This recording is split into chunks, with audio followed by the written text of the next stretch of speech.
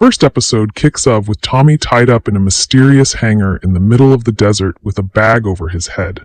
He's being held by a gang of drug dealers, whose boss soon arrives.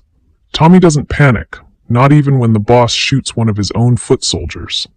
Instead, Tommy explains why he's there. He's a landman, someone who works for Imtex Oil, who's been sent to negotiate a surface lease for the land the gang owns. As he explains it, they own the land, but Imtex Oil has the mineral rights, which allows them to drill for oil there.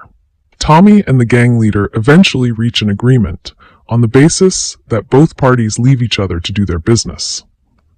Imtex Oil won't contact the DEA, and they'll also pay to pave a road for them and the dealers to come and go as they please. Tommy succeeds at getting them on the same page and explains that they're both selling products. Tommy's is just bigger. The leader signs the lease and lets him go. As Tommy gets in his car and leave, he explains all via voiceover. The oil industry makes $4.3 trillion a year in revenue, but someone has to be the bridge between the landowners and the oil tycoons. This is Tommy's job. 6 months later, a plane is landing on Tommy's new road on the land previously negotiated. When it arrives, drug dealers quickly load packages onto a small van. However, they don't see the large truck hurtling towards them. It doesn't brake in time, and the truck slams into the plane and van, causing a dramatic explosion and killing everyone. Elsewhere, Tommy's son Cooper is waking up for his first day on the oil patch. Before first light, he leaves the man camp and gets called into the truck of Luis, Armando, and Elvio, 3 workers who have been instructed by Tommy to help make his son a roughneck. Their first day starts badly when Cooper makes the mistake of ordering a latte at the coffee window. At home, Tommy has breakfast with his pals Dale and Nate, with the latter reminding him that he has to be in court for a deposition at 11 a.m. sharp.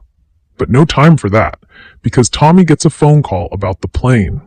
Tommy actually reported the plane as missing 6 weeks earlier, so he races to the site of the crash. When he gets there, Sheriff Walt is pissed that Tommy didn't initially call him about the missing plane. But Tommy doesn't care. He's got 4,200 barrels of oil that need transporting through that road, ASAP. He calls his team and instructs them to come out and build a new road around the crash, but not before asking the sheriff if he would kindly backdate his police report, or at least note that the FAA was notified. Tommy is trying to get through to a man named Monty Miller when he gets an irritated FaceTime call from his ex-wife Angela. Angela asks Tommy to take care of his daughter Ainsley for the weekend while she's on vacation with her new husband. Why? Because she wants to stop her daughter from having sex with her heartthrob football player boyfriend. The idea of preventing his daughter from jumping into bed is enough to get Tommy to agree instantly. He finishes out his incredibly flirty call with Angela by discussing Cooper's first day on the oil patch. Soon after, he gets through to the suited and booted Texas oil titan, Monty Miller. Monty's having a high-rise lunch with some fellow big shots, but he stops to help Tommy organize some legal help for their new plane troubles. On the oil patch, Cooper is having a rough time. The fellas are playing a prank on him, asking him to climb up to the top of the well and fetch a completely fictional valve. On his way back down, he slips and falls. Luckily, he's wearing a harness, but it takes a lot of coaxing from Elvio to get him back down. At lunch, Tommy meets with a lawyer and his landowner client, who want to sue Tommy for damages to their land caused by a fire. Tommy tries to argue that it was a natural disaster, while the client argues over faulty drilling equipment. Smooth as he is, Tommy offers them $300,000 to avoid going through the official surface damages process, fronting the money as a solar lease so he can justify the payment. Tommy meets Ainsley at the airport, the two greeting each other happily.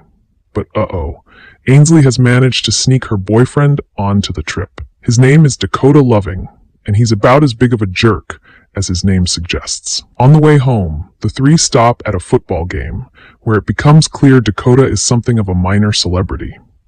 He flirts with other cheerleaders, which doesn't seem to concern Ainsley in the slightest. When Tommy presses her about whether they're being safe, she tells him sweetly that, well, Dakota is never allowed to finish in certain places. Just on certain places. Needless to say, Tommy's expression is one of abject horror. Later in the stands, he watches as Dakota gropes Ainsley in front of the crowd, and his annoyance grows. At the end of a long, hard day on the job, Cooper gets invited into Luis, Armando, and Elvio's home for dinner. They attempt to teach him a little Spanish, and he learns Armando was once in prison and also has a daughter. Cooper then almost chokes eating spicy tacos. Back at home, Tommy and Ainsley's bizarre back and forth continues when he separates her and Dakota for the night. Standing in front of her father in her underwear, she asks if she can please sleep with Dakota on the couch, since she's never actually slept with him or woken up in his arms. Under the promise that they won't do anything more, Tommy relents. But when Ainsley goes into the living room and lays out the terms to Dakota, he looks baffled. The idea of not being able to go any further is completely off the table for him, and he refuses to let her sleep on the couch without anything else. Ainsley goes back into Tommy's room, sobbing. Tommy then comforts her and assures her that Dakota doesn't know what he's missing out on. The next day, the boys are hard at work back at the oil well. They ask Cooper to run and fetch a 24-inch pipe, which he struggles to find. While he's searching, Luis, Armando, and Elvio are hammering at a pipe, which slowly hisses, releasing gas. When Luis strikes another blow, the hammer sparks a flame. In seconds, the well erupts in a fiery explosion, knocking Cooper back into the air and onto the ground.